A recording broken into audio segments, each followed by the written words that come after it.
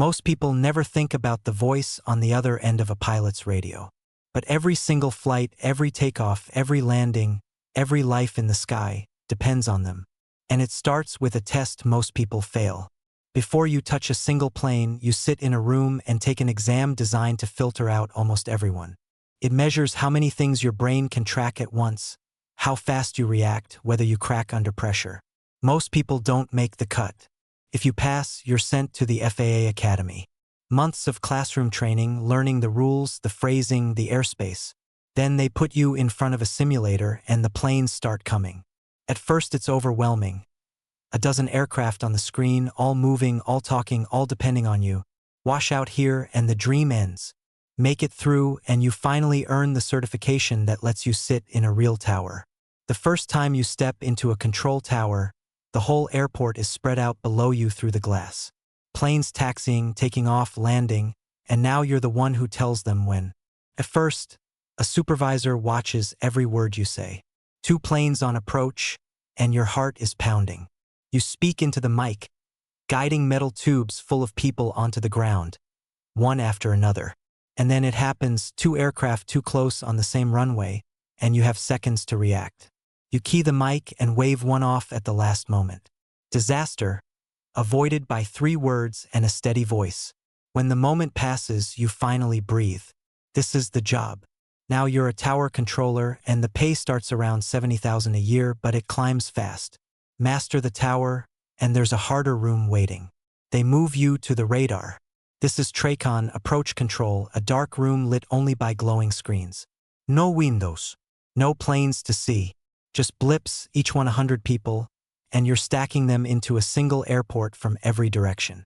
You sequence a long line of arriving jets into one runway, spacing them perfectly, mile by mile. And when 2 blips drift too close and the collision alert flashes red, there's no time to think. You issue the turn, you break them apart, and you keep everyone alive. Certified radar controllers earn well over $100,000 a year, because very few people can do this. But there's a level above even that. The en route center. A vast dark hall filled with rows of screens, each controller holding an entire slice of the sky. Up here you don't handle one airport, you handle a huge sector of high-altitude airspace, planes crossing the country at 500 miles an hour, and you keep them apart across hundreds of miles. When an aircraft flashes an emergency squawk, you clear the airspace around it and calmly talk it down while everyone else's flights keep moving.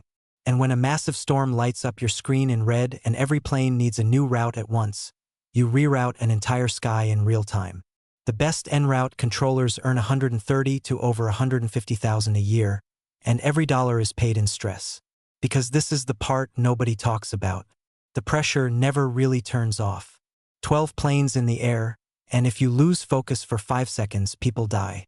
You leave a shift and your hands are still shaking. The burnout is so real that controllers are forced to retire at 56. The government won't let them work past it, because the human brain can only take this for so long.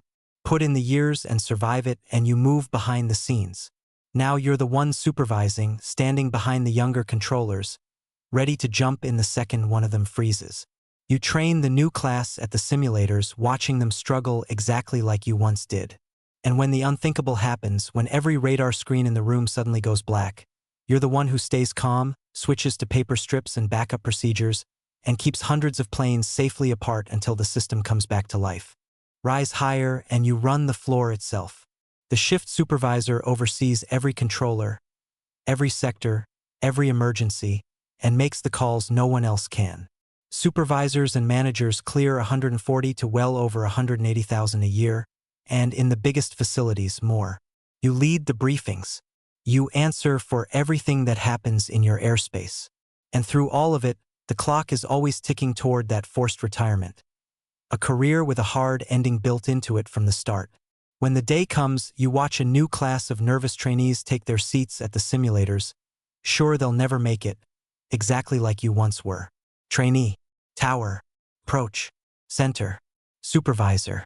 From $70,000 to nearly $200,000 a year, for holding thousands of lives in your voice, every single shift. Being an air traffic controller pays more than almost any job you can get without a 4-year degree, because almost no one can handle what it does to your mind. Which level surprised you the most? Comment below, subscribe, and join us for the next episode of Every Level.